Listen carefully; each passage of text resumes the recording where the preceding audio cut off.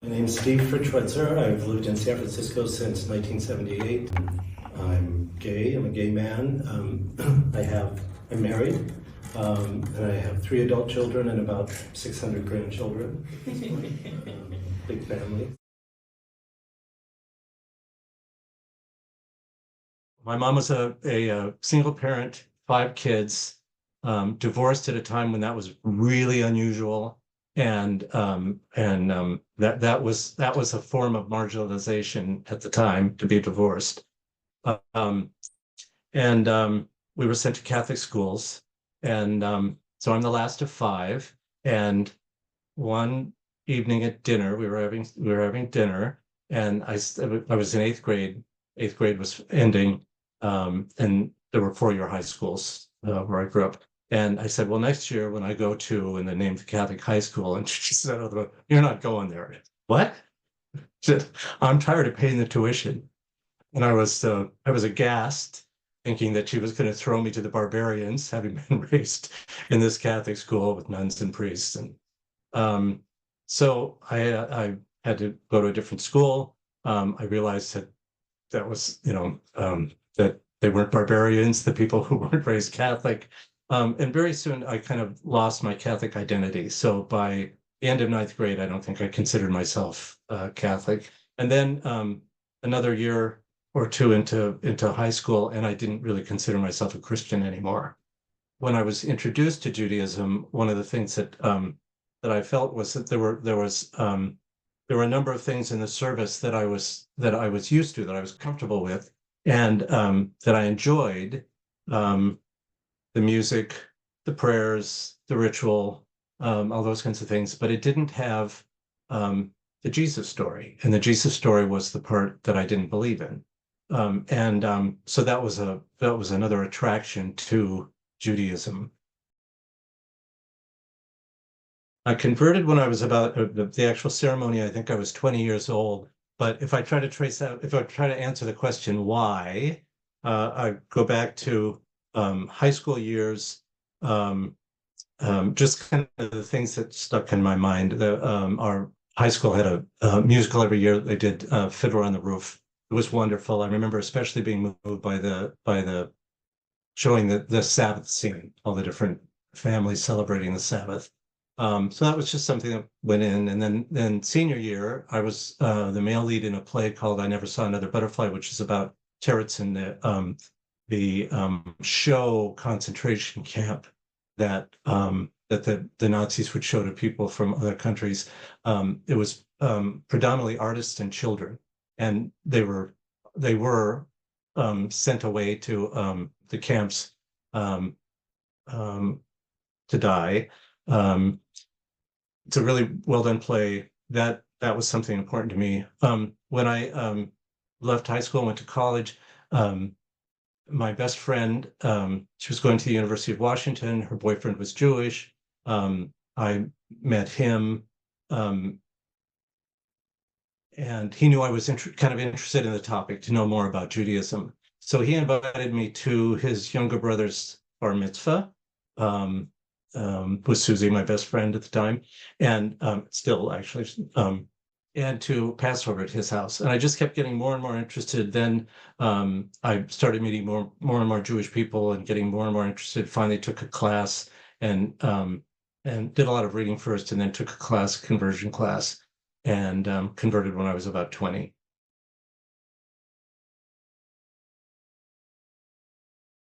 Always knew growing up that I liked boys. I like girls too, and I had times where I had crushes on girls and things, but it just kind of unfolded. By the time Stonewall happened when I was 13, and the next summer was the first parade in New York, Gay Freedom Day parade, and at that time we got Time magazine, and I remember the issue of Time magazine that talked about the parade.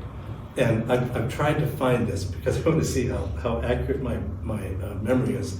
But my memory is that they had a picture of a guy walking down, wherever they were marching, in Greenwich Village or wherever. And he had a sign, and he had on striped bell bottoms, a tight white shirt. This is 50 years ago, something like that. I can remember what he looked like. And I just thought, oh, that's so fabulous. That's what I am. I'm like this. And I remember going through the process of thinking, if I write to Time Magazine and ask them to forward a letter to that guy. I wonder, and then thinking, it's a picture taken on a street at a parade. Stupid. No, they're not going to send it to him. But by that point, I already knew what they were talking about was who I was, and I knew enough to not talk about it too much with other people, but and had that kind of feeling of I'm the only, I didn't have the feeling of the only one in the world for very long because I things were getting open and I was really paying attention to what I read or heard about the topic of homosexuality. I graduated from high school at 17. 2 weeks after high school graduation, I was on the bus to go to Western for Western Washington State College for summer school to start college, and came out. By the time I came home for Thanksgiving vacation, I came out to my mother. Wonderful story. We had this duplex that we lived in, and there was a little kitchenette, kind of a small kitchen, and it's separated by a half wall to the table area. So I'm standing on one side, she's doing dishes on the other. Everybody else has gone to bed. It's home for the holiday, and I said, "Mom, I've got something I want to talk to you about." And she said, "Okay." And so maybe we should sit in the living room. And she said, "No, I'm fine. Go ahead." And she's doing the dishes. And I said, "Well, I'm gay." She said, "Maybe we should sit in the living room." She said, and so we sat in the living room. Again, amazingly, she knew it wasn't a choice. She knew right away there was no, if that's what you want to do with your life, or it'll be too hard to teach. I think she was concerned. I think she was scared for me, because at the time that would have been about 1973. It was still pretty dangerous stuff, but she knew me, and she knew it wasn't any kind of a phase or anything like that. So that made it a lot easier. But that whole process of coming out was pretty. I can't think of a time when I went, "Oh, that means I'm gay." It seems like, in retrospect, it feels like I always knew, although of course I didn't. But the feelings were always okay with me.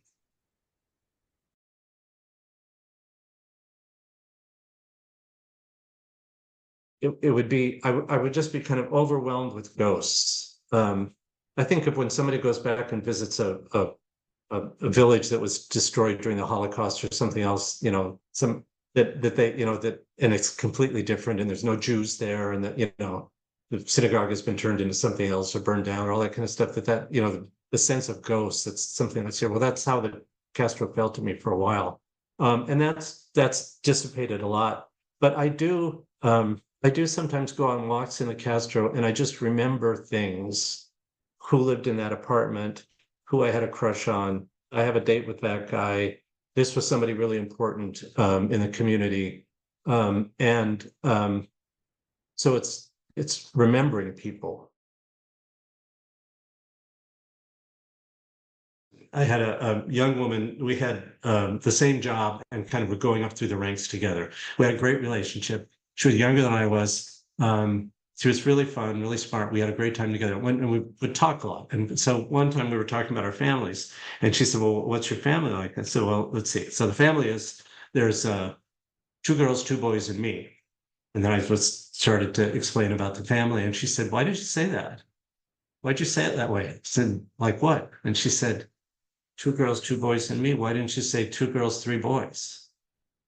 I thought, oh, now that's an insightful question. You could get paid a lot of money to ask people questions like that. And I had to think about it. And then I thought, because that's how I felt growing up. I had 2 sisters, I had 2 brothers, and I was me. And I never put a label on it. I just didn't think it was either one of those 2 other things.